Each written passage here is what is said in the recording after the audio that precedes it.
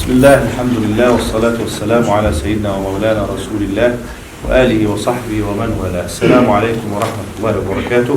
وعليكم السلام ورحمة الله وبركاته.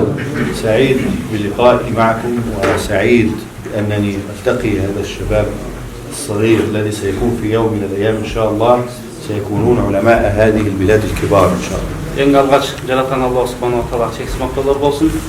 Андан кейін сүйікті пайғамбарымыз саллаллаху алейхи ва саллам, Алла тағаланың мезгілдік сөз салауат саламдары болсын. Бүгін маған аябай қуанышты күн болып отыр. Бұл күн болса дағы мына келешектегі біздің ғалымдар менен жолығышып отырған. وأنا أنصحكم بثلاثة نصائح. أول نصيحة حفظ القرآن. Мен сілерге бір 3 насихат айтайын. Анын ең алғашқы насихатым эле бұл қолдан келишинче Құранды жаттағыды. هذا حفظ القرآن هو الذي يجعل الإنسان عالما. عندنا في الأزهر من لم يحفظ القرآن ليس أزهري.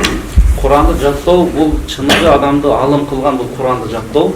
Ошондуктан бизде Египетте Ал-Азхар университетинде айтылат ким Құран жаттап алса ал алым эмес деп айтат. النصيحة الثانية التزام أهل العلم، يعني أصحب عالما من أهل العلم الراسخين لأتعلم عنه، أصحب مشايخ أساتذة المدرسة وأخدمهم، فبهذا يتعلم الإنسان. Экинчи насихатым устазыңарды бекем кармагыла. Ошол медреседе устаздардан сабак алып атсаңар, же башка жерде сабак алсаңар, ошол устазыңарды бекем кармап, ошолордун илимди үйрөнүп, аларга кызматты кылып, ушундай бекем болсоңор, бул дагы илимдин жуккандын эң бир себебинин бири. نحن نجد مثلا أيهما أعظم عند الله الرسول عليه الصلاة والسلام أم سيدنا جبريل؟ Bir суроо сурасак, Алланын алдында кимиси улуу бартуу, пайгамбарыбызбы же Жебрейил периштеби? أجمع العلماء على أن الرسول عليه الصلاة والسلام أعظم عند الله في المنزلة والرتبة من كل المخلوقات حتى من سيدنا جبريل. Биздин алымдарыбыз айткан, чындыгында бардык макулуктардан, ошол ичинде Жебрейил периштеден деле Алланын алдында эң кадыр бартуу бул биздин пайгамбарыбыз. ورغم ذلك نجد أن الله جعل سيدنا جبريل ينزل ويكون مع النبي ويتدارسان القرآن. Ошондой болгон күндө деле карабайсыздарбы дейт, Алла Таала ошол динди жеткирүү үчүн пайгамбарыбыз эң бартуу болгону менен Жебрейилди жөнөтүп атат. Ошол динди жеткирүү үчүн. Жебрейил периште пайгамбарга келип, ага Куранды үйрөтүп, экөө ошол Куран менен мукалама кылышат. كان يمكن أن ينزل سيدنا جبريل بالقرآن مرة واحدة يقول تفضل يا رسول الله ولا يأتي مرة أخرى، لكن كان يتدارس معه. Жебрейил периште Куранды ошо Алла Таала буйругандай кылып эле, бир алып келип эле, берип туруп эле, болду кылып койсо болот эле. Бирок андай кылган жок, дайыма пайгамбарга түшүп, пайгамбардан ошо Куранды окуп, ошондой кылган. ومن هنا نتعلم وجوب اتخاذ الشيخ وأن تأخذ من الشيخ بصدرك. لا يجوز أن تتعلم من الكتاب بدون شيخ، لابد أن تتلقى بالصدر. Ошондуктан биз ушул окуялардан жакшы бир сабак алабыз, натыйжа алабыз. Сөзсүз түрдө илим окууда өзүңдүн устазың болуш керек. Ошол устазыңа көкүрөгүң менен, жаның менен ынанышың керек. Жөн эле китепти окуп коюу эмес. Бул толук ошонанып, ошондон өзүңдү тапшырып сабак алышың керек. ولذلك عندنا مقولة مأثورة من لا شيخ له فالشيطان شيخه. Ошондон бир жакшы сөз айтылып жүрөт бизде. Кимдин устазы, шейхи жок болсо, ал адамдын шейхи, устазы, ал шайтан болот. النصيحة الثالثة أن تتقنوا اللغة العربية إذا أردتم أن تكونوا علماء في الشريعة الإسلامية. Үчүнчү айта турган насаатым, чыныгы алым болгуңа келсе, сөзсүз түрдө араб тилин өтө чеберчилик менен жакшы окуп үйрөнгүлө. اللغة العربية تفتح لك علوم الشريعة لأن الكتاب والسنة وأكثر المصنفات كتبت باللغة العربية. Араб тили силерге бардык шарият илимин үйрөткөн китептердин бардыгына ошол силерге ачкыч болуп берет. القرآن نزل بلسان العرب ليس لأنهم عرب، لا، نزل بلسان هذه اللغة لأن هذه اللغة غنية بالمفردات، التعبير فيها واسع.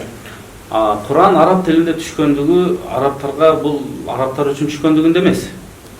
Бул араб тилинин өтө кенендигинде, сөздөрдүн көптүгүндө болгондуктан. فيها بلاغة وفيها فصاحة.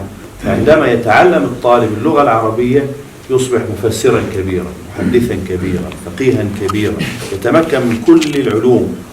Arap tilinin özünün çevirçiligi var, ritorikası var, logikası var, көп немеси бар. Ошондуктан бул илимди жакшы үйрөнүп алсаң болсок, араб тилин шариат илиминде чоң алым болобуз, тафсир жагында чоң муфассир болобуз мисалы ушундай. فإذا اتقنت من هذه السن الصغيرة ما شاء الله اللغة مع علوم الآلة الأخرى كالمنطق، مصطلح، الحساب، التاريخ، تصبح بعد ذلك عالما كبيرا. فتهتم للغاية بعلوم الآلات في هذا السن. Ошондуктан мынау азыр жашыңар, жаш, мына ушул учурда силер араб тилин өтө жакшы үйрөнүшүңөр керек. Бул тил менен кошо бизде негизги илимге жеткирүүчү илимдер бар. Азыр айткан логика илим, грамматика илимдери, башка илимдери, ошолорду жакшы үйрөнүп алган болсоң, негизги илимдерди үйрөнүп туруп чыныгы алып мына ошондо болосуң. وأهم شيء خلقنا لأجله أن نخلص النية لله في كل أمورنا وخاصة في طلب العلم. Ошондуктан биз негизги эле жаратылганыбызда Аллага ыхлас үчүн жаратылганбыз, ибадат кылып. А бирок мына илимде бул андан дагы эмне кылышыбыз керек? Ыхлас кылышыбыз керек. هناك عالم كبير في التاريخ الإسلامي اسمه الإمام الغزالي صاحب إحياء علوم الدين حجة الإسلام. هذا مات أبوه وهو طفل وتركه مع أخيه يتيمين بلا مال، وأوصى إلى أحد أصدقائه انتبه على أولادي، ربي أولادي. Барыбызга маалым болгон Имам Газали деген алым өткөн.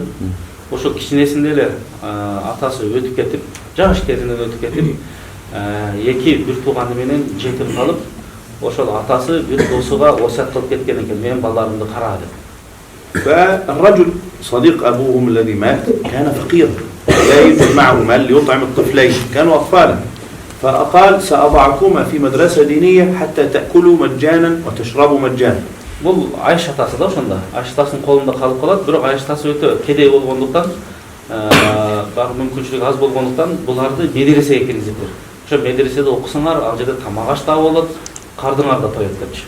فدخل الإمام الغزالي المدرسة النظامية مع أخيه بنية الدنيا أن يأكل ويشرب ويلبس، ثم أخلص النية لله وجد حلاوة العلم لذيذ، فأصبح أكبر عالم في تاريخ الإسلام في هذا القرن الخامس. Ошондо бул ошо өзүнүн иниси менен биринчи медресеге киргенде кичине курсак тоюш керек да. Ошол үчүн киргенде. Бирок бир аз окугандан кийин өтө ниети туура болуп, ыхласты кылып, ошол 5-кылымдагы исламда биздин 5-кылымдагы эң бир чоң алымдардын бири болгон. وأجمع العلماء على أن مجدد القرن الخامس هو الإمام الغزالي رحمه الله تعالى. Ошондон биздин алымдарыбыз айтат, 5-кылымдагы жаңыртуучу, оңдоочу, жакшы илимди берүүчү бул имам Газали деп алымдар айткан. وإن شاء الله نراكم جميعا مجددين كالإمام الغزالي. Алла кааласа келечекте баарыңар имам Газали деп болосуңар иншалла. Билим берүүчү Кудай кааласа. بارك الله.